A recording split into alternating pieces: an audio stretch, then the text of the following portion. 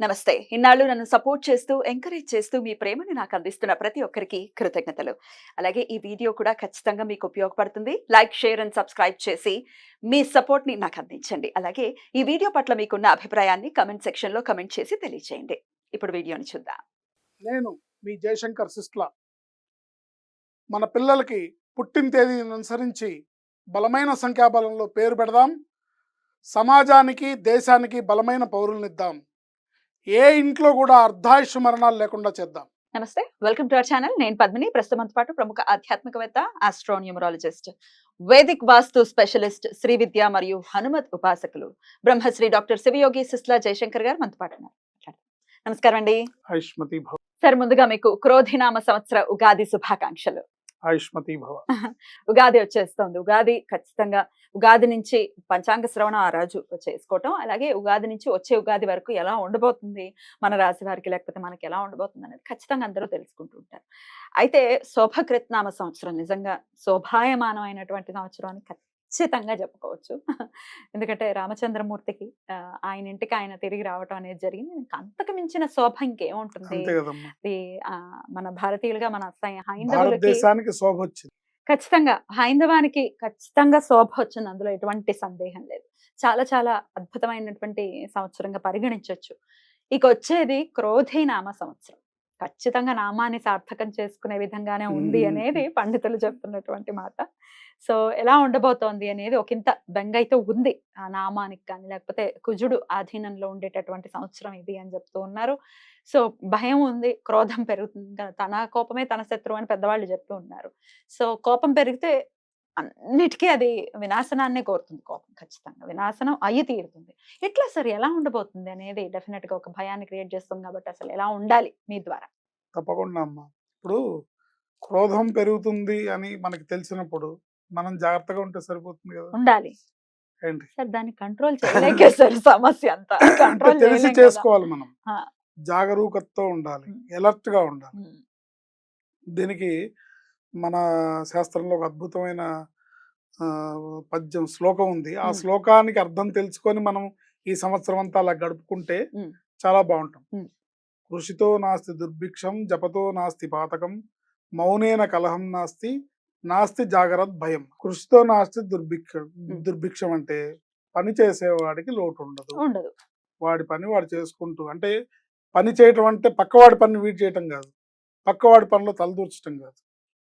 వాడి పని వాడు చేసుకున్నవాడు పని ఉంటుంది, లోటు ఉండదు. పని ఉంటుంది, పనికి తగ్గ ఫలితం ఉంటుంది. ఏంటి జపతో నాస్తి పాతకం. నిరంతరం భగవన్నామ స్మరణ చేసుకోవడం, జపం చేసుకోవడం, మీకు చేతనైన పూజా పునస్కారం చేసుకోవడం, మీకు చేతనైన భగవన్నామాన్ని చేసుకోవడం, ఇది ఖచ్చితంగా కలహం నాస్తి పాతకం. భగవంతుణ్ణి నిరంతరం స్మరిస్తూ ఉంటే, భగవంతుణ్ణి పట్టుకుంటూ ఉంటే, ఆయన్ని జపం చేసుకుంటూ ఉంటే మనకి ఈ కలి పాపం అంటుకోదు.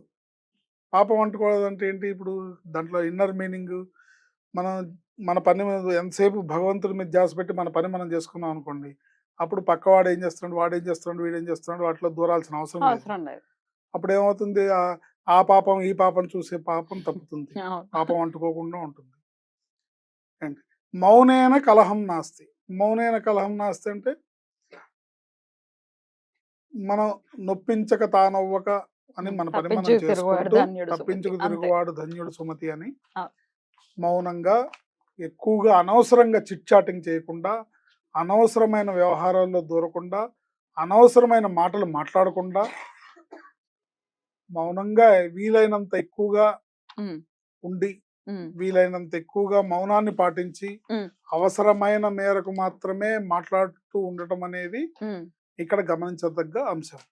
నాస్తి జాగ్రత్త భయం అంటే జాగరూకతతో ఉన్నవాడు, ఎలర్ట్ గా ఉన్నవాళ్ళు భయం లేదు. ఇవన్నీ ఏవో వస్తాయని భయం పడాల్సిన అవసరం లేదు. జాగ్రత్తగా ఉండాలి, ఎలర్ట్ గా ఉండాలి. ఏంటి వాహనాలు ఎక్కువగా స్పీడ్ గా నడపకూడదు. ఎదుటి వాళ్ళతో సంయమనంతో మాట్లాడుతూ ఉండాలి, సంస్కారంతో మాట్లాడుతూ ఉండాలి, సంయమనం పాటించాలి. ఒకవేళ ఎవరన్నా నోరు జారినా కూడా క్షమించాలి. నీ వల్ల నోరు జారితే క్షమించమని అడగాలి. ఇది ట్రికీ విషయం. ఎదుటి ఎదుటి ఎదుటివాడిని ఎదుటి క్షమించేయడం కాదు, ఎదుటి క్షమ. ఎదుటి వాళ్ళ వల్ల తప్పు జరిగితే నువ్వు క్షమించాలి. నీ వల్ల తప్పు జరిగితే క్షమించమని అడగాలి. ఇలా బతికే వాళ్ళకే ఈ సంవత్సరం గడుస్తుంది. డెఫినెట్లీ. లేనట్టయితే మాక్సిమం అన్ని రాసుల వాళ్ళకి, అన్ని నక్షత్రాల వాళ్ళకి కొంచెం గడ్డు కాలం కిందగానే మనం చెప్పుకోవచ్చు. మనం అవి ఉన్నవి లేనివి మాట్లాడుకొని భయపెట్టాల్సిన ప్రజల్ని అవసరం. ప్రజల్ని భయపెట్టాల్సిన అవసరం మనకు లేదు.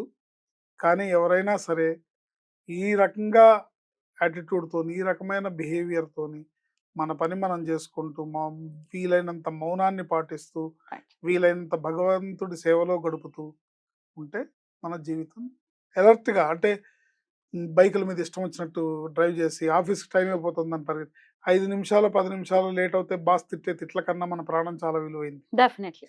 ఒకవేళ అంత భయం ఉన్నప్పుడు దాన్ని ముందుగానే ప్లాన్ ప్లాన్ చేసుకొని, చేసుకోవాలి. ముందుగానే బయలుదేరాలి. హ్మ్. అంతే తప్ప టైం అయిపోతే లాస్ట్ మినిట్ దాకా నువ్వు టీవీ చూసి, లాస్ట్ మినిట్ దాకా ఫోన్ చూసి, అప్పటికప్పుడు టైం అయిపోతుంది గబగబా ఇట్లా పరిగెత్తి అవుతుంది. ట్రాఫిక్‌లో ఆ ఫుట్‌పాత్‌ల మించి మరీ ఎక్కిచ్చేసి బళ్ళన్నీ రకరకాల విన్యాసాలు చేస్తూ వెళ్తే రైట్. దెబ్బలు తినక తప్పదు, రైట్. ఇబ్బందులు పడక తప్పదు, రైట్. జాగ్రత్త పడాలి. Right sir. మీరు చెప్పింది అద్భుతమైన పాయింట్. ఎందుకంటున్నానంటే డెఫినెట్‌గా మిశ్రమ ఫలితాలు ఉంటాయి, శుభ ఫలితాలు ఉంటాయి. అయితే అవి ఇండికేట్ మాత్రమే చేస్తాయి. ఇది జరగబోతుందని. మనం జాగ్రత్త తీసుకుంటే వచ్చేటటువంటి మనకు ప్రమాదం వస్తుందనేది డెఫినెట్‌గా మనం జాగ్రత్త తీసుకుంటే ఎందుకొస్తుంది కదా! సో మీరు చెప్పింది 100% ఒక బ్యూటిఫుల్ పాయింట్ చెప్పారు. ఎట్లా జాగ్రత్త తీసుకోవాలి, మనసుని ఎట్లా ఖచ్చితంగా కంట్రోల్‌లో ఉంచుకోవాలి. ప్రతి ఒక్కరు కూడా ఎవరితో ఏ వైరం వస్తుందో తెలీదు అని చెప్తున్నారు. ఇంకొక పాయింట్ ఏంటంటే చాలా మందికి జాతకాలు ఉండొచ్చు, ఉండకపోవచ్చు. వాళ్ళు నిజంగా కరెక్ట్‌గా రాసి చూసుకోవచ్చు, చూసుకోకపోవచ్చు. ఏదో అందాజుగా చూసుకుంటున్నానండి అని పేర్ల బట్టి చూసుకుంటూ ఉంటారు. ఇట్లా రకరకాలుంటాయి. సో ఇవన్నీ కాకుండా మనం అసలు ఎట్లాంటి జాగ్రత్త తీసుకోవాలి, ఈ సంవత్సరం ఎలా ఉండాలి అనేది చాలా బ్యూటిఫుల్‌గా ఎక్స్‌ప్లెయిన్ చేశారు సార్. మనం కష్టపడి చేసుకోవాలి. హ్మ్. మన కృషిలో లోపం ఉండకూడదు. హ్మ్. మన కృషిలో లోపం ఉండకూడదు. హ్మ్. భగవంతుడిని ఆహ్, ఆశ్రయించడంలో అపనమ్మకం ఉండకూడదు. హ్మ్. ఏంటి మౌనంగా వీలైనంత వరకు అవసరమైతేనే మాట్లాడాలి. హ్మ్. ఎంత అవసరమో అంత మాట్లాడాలి. అనవసరపు వ్యర్థ వాదనలు, వ్యర్థ ఉపన్యాసాలు, వ్యర్థంగా వద్దు. మాట్లాడేవి వివాదాలకు తుఫానైనా వెళ్ళిపోతుంది. వెళ్ళిపోతుంది. సో మనం తలంచుకోవాలి. మనం తలొంచుకోవాలి. తల ఎత్తుతానంటే కుదరదు. కుదరదు. తల ఎగిరిపోతుంది. Right sir. Thank you sir. Thank you so very much. నమస్తే. ఆయుష్మతి.